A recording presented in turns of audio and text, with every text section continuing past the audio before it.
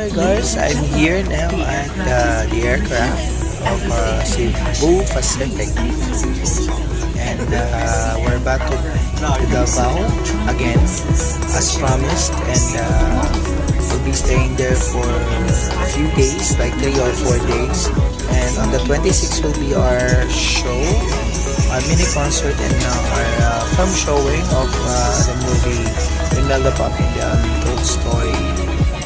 It's a block screening, so yan, paalis na kami.